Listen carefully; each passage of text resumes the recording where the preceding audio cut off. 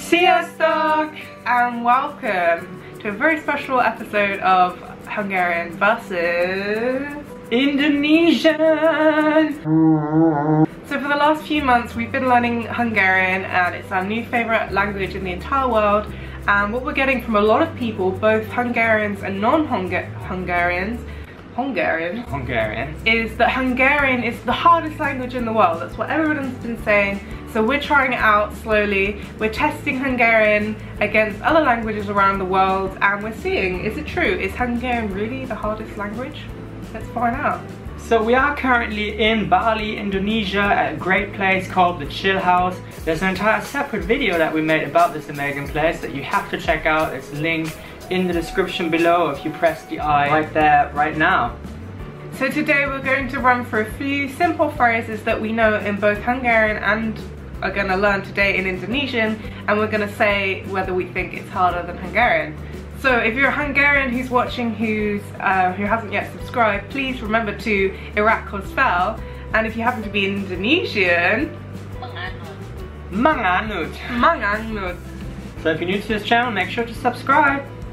Okay, let's start off with a really useful phrase, good morning. So how do we say it in Hungarian? So in Hungarian it's jó reggelt. Jó reggelt. And in Indonesian, apparently it's Selamat pagi. Selamat pagi. Selamat pagi. Selamat pagi. Yeah. It reminds me of Salam alaikum, which means something in another language. I don't know why I know that. So first things first, I like how, similar to Hungarian, there's no like crazy consonant thing going on there. So Hungarian we noticed, and you guys pointed out to us as well, that there's almost always like consonant vowel, consonant vowel, consonant vowel, as opposed to German and English where it's like consonant, consonant, consonant, consonant, vowel, consonant, consonant, which is hard to pronounce. But yeah, Indonesian so far seems to be similar. It's Selamat pagi, there's consonant vowel, consonant vowel. Selamat pagi. Okay, next up we have yo napot. Yo napot? Good afternoon. That's right. Yo napot. Yo napot. And in Indonesian it is Selamat siang. Selamat siang. Selamat siang. Selamat siang. And it seems like the same as Hungarian, the same as English, same as Indonesian, they all seem to start with what I assume is like good. Or is yo good? Yes. Yo napot. Yes. Healthy or something. Okay. So it's jó reggelt, jó napot, jó estét. It's always yo, which means good, and it seems to be the same.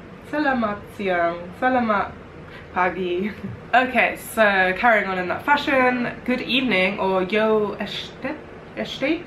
Yo estét. Yo estét. Jó estét. Jó estét. Jó estét. Selamat malam. Selamat malam. Selamat malam. Yeah, and again that's got that good, that salamat at the beginning, followed by evening, malam.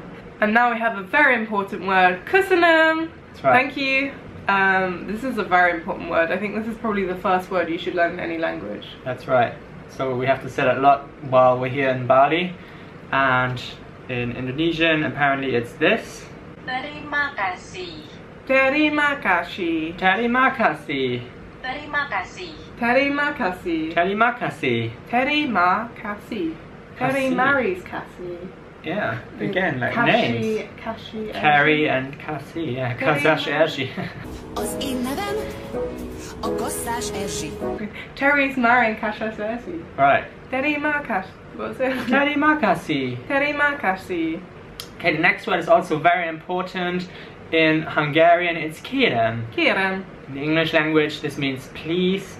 And in Indonesian, this is how you pronounce it according to Google. Silahkan. Silahkan. Silahkan. Like silicon. I was just thinking of silicon. Silahkan. Silahkan. Silahkan.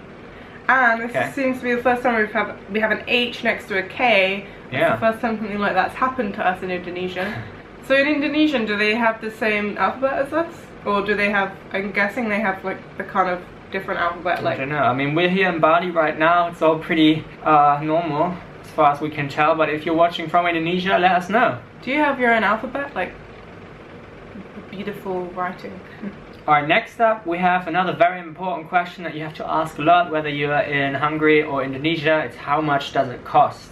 And in Hungarian you say that mennyibe kerül. Mennyibe kerül. Or something at least close to that. Our pronunciation still isn't perfect. And in Indonesian, apparently it's this. Berapa biayanya? Berapa? Berapa biayanya? Berapa biayanya? Berapa biayanya? I don't think our pronunciation is good with this. Berapa biayanya? I like it. Berapa? So, this is definitely the hardest we've come across so far. to me this says biayanya, but it's not biayanya. It seems to change for some reason. It's more biayanya. Berapa biayanya? Biayanya. It's not biayanya. It's more like biayanya at the end. It's like it's got another thing in it. Right. Biayanya. An incredibly important word to know in Bali or in Indonesia in general is strand or beach, because there are beaches everywhere. They're really beautiful. There are some that are white, some that are black, some that are beige, and yeah. Anyway, so what is it in Indonesian? Pantai. Pantai. Pandai. Pandai. That's like a quite nice, short, easy word. Pandai. Reminds me of Bandai. It's just like a company, I Bondi. think, that do Power Rangers Bondi toys. Beach. I don't know. Even though it's a B, it sounds like a B, but it's spelled with a P, so that could Right. be our first. Pantai. Pandai. But I would definitely say that Hungarian is much easier to say beach because strand is the same as German. Right, so Strand, yeah, just because Strand. I am actually from Germany and Laura learned German at school. Laura's from England. But yeah, Strand is easier for us, but I do like Bandai. Bandai. I like how it's like Bondi Beach. Right. Because it's easy to remember. That's a beach in Bandai. Australia, by the way. Yeah. Okay. Beszélsz angolul? That's the next phrase because we can't speak Hungarian, so we're going to ask people in Hungary, can you speak English? And we're going to do the same in Indonesia, possibly. The way you do that in Hungarian is what Laura just said. Beszélsz angolul? Beszélsz angolul. And the way to do that in Indonesian apparently is this, according to Google. Oh my gosh. Apakah Anda berbicara bahasa Inggris?